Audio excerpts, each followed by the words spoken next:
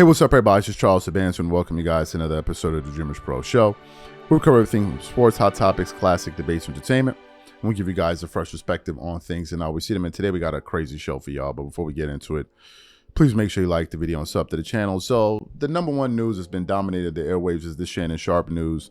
And with that, we've had very little time to discuss the NBA. We've tried to plug in a few videos here and there. We did a video about the Clippers, some comments that Carmelo Anthony had to make about Kawhi Leonard, a LeBron video here and there. But now let's talk a little bit more about what's going on in the NBA. So yesterday in the association, there were a slate of games, right? First game was between the Boston Celtics and the Orlando Magic. Boston was looking to take a 3-0 lead. Orlando was looking to stay alive. Orlando ultimately ended up winning 95-93, making the series 2-1.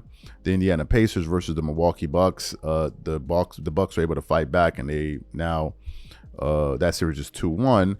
And then the third and final game of the evening was the game between the Minnesota Timberwolves and the Los Angeles Lakers. The game that I think that had the most appeal to it because of the most storylines and the people involved: Anthony Edwards, LeBron James, Luka Doncic, etc., etc., etc. Right now, going into this series, a lot of people have made various predictions. Obviously, there's the famous, which is now becoming infamous, Lakers in 5 that Shannon Sharpe used to do. You know, Lakers in 5, thrive, jive, whatever, Lakers in 5, all that nonsense, right? So people believe that. Now, going into this series, however, a lot of people also picked the Lakers to win. And to me, I said, okay, I don't know how much thought people are putting into this pick. A lot of people, Lakers going to win. Lakers going to win. I mean, Lakers going to win. I'm like, are we sure about this? So when we were doing our playoff preview shows, I actually picked the Minnesota Timberwolves to win this series. I didn't pick them in games or whatever, but I did pick them to win this series, right? And I said one of the things I'm going to need to understand is how both teams are going to play that switch with Rudy Gobert and Luka. Okay, because last year, I mean, you can just go look it up. Luka was hitting game winners damn near on Rudy Gobert. But then going into this series, I was quite curious to see how they were going to guard that switch, right? Because that's how Luka could really, really hurt you. And in the first two games, Luka Doncic was absolutely sensational in terms of his numbers, right? In game 1 and game 2, Luka put forth some very good numbers. He's averaging in the, let me see, I think in the playoffs, he must be averaging what, 28 point? No, let me see. Luka's averaging 28 points per game on 46.6% shooting from the field, 34.6% from 3, 92% from the free throw line, while getting you 9 rebounds, 6 assists. He is getting you 4.7 turnovers, which is very high, and then also getting you 1 steal a game and 0.7 in blocks. So in terms of the production across the board, Luka's there. Right, Luka's there. In the case of LeBron James, he had a very big game last night, which brought up his averages. The first 2 games were not games to really talk about. So he's averaging in this series in 3 games, 26 points per game on 50% shooting, 36.8, but let's say 37% from the 3, 81% from the free throw line. He's getting you 8.7 rebounds, 4.7 assists. His turnovers are less because Luka's more of a ball handler and LeBron is more of a finisher in this offense. And he is getting you 1.7 steals and 2 blocks. So he's playing a good all-around game. However, it's worth mentioning that they're plus-minus for both players. LeBron is plus-minus is negative 7.7. Luka Doncic is plus-minus in this series is negative 5.3. So they're actually losing more. They're losing by almost 8 points per game when LeBron is on the floor versus when Luka's on the floor, losing by 5.3. Right? So going into that game, Luka was dealing with some type of injury issues, right? But we all knew that game 3 was going to be a pivotal game. And as I was watching that game, I was saying to myself, and I'm going to be honest with you, the Lakers looked like the better team because they had a good lead for a good amount of time.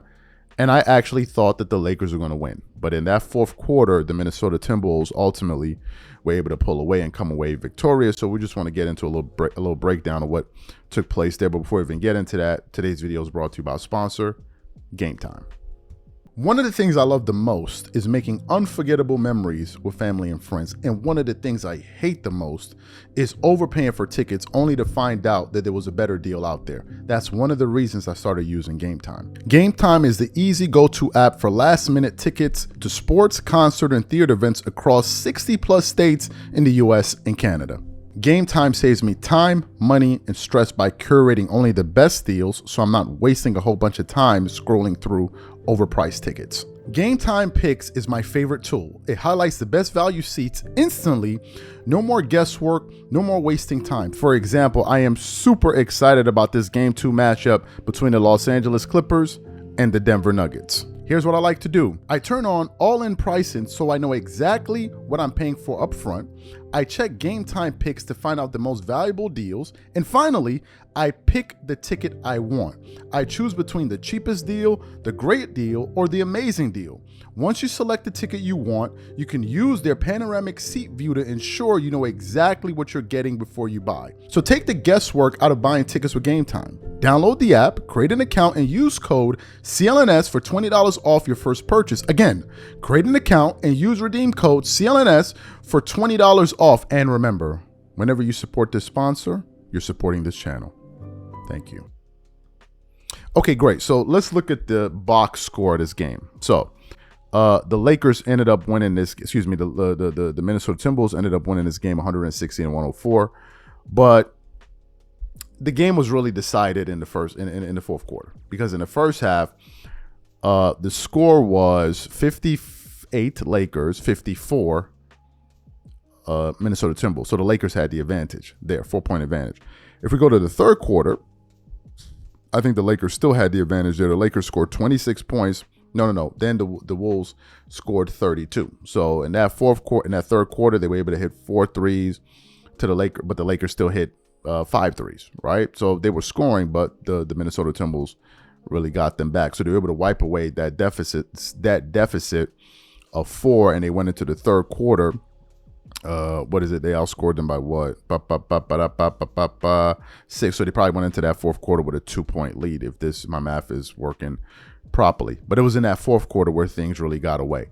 In that fourth quarter, the Wolves ended up outscoring the Lakers by 10 points. They scored 30 to the Lakers 20. They hit 5 threes in that fourth to the Lakers 3. Now, the Lakers did attempt more threes. They shot 11 to the Wolves 9 attempts, but the Wolves were just more efficient, and they also hit more of their shots. In the fourth quarter, LeBron had 11. So up until that point, I think he had 27 points at that point. So he was by far the best Laker on the floor, but he was the only one that really came along in that fourth quarter. He had 11 points.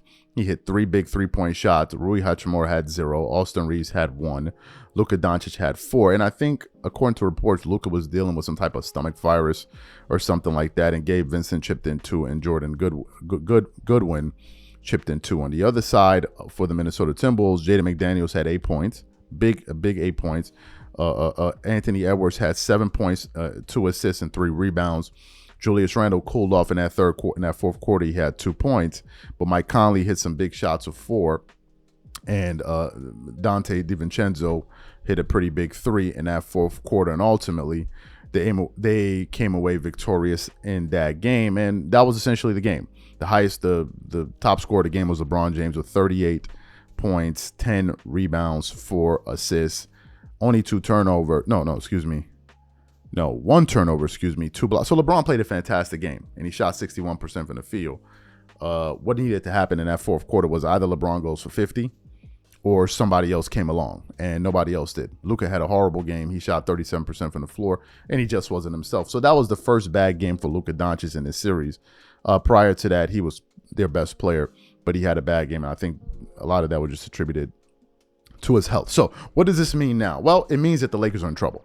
That's what it means, to make it to simplify things. They're in trouble. All that Lakers in 5 stuff is is in the garbage. Now, Joe Johnson made a joke this morning. I saw him on Nightcap. He was like, "Yeah, the series can still be in 5, but in the favor of the Minnesota Timberwolves, the Lakers are in trouble, because now if they lose Game 4, they're now down 3-1, right? They're now down 3-1. Now the Lakers capable of going back home, and yes, they are, but you don't want to go down 3-1.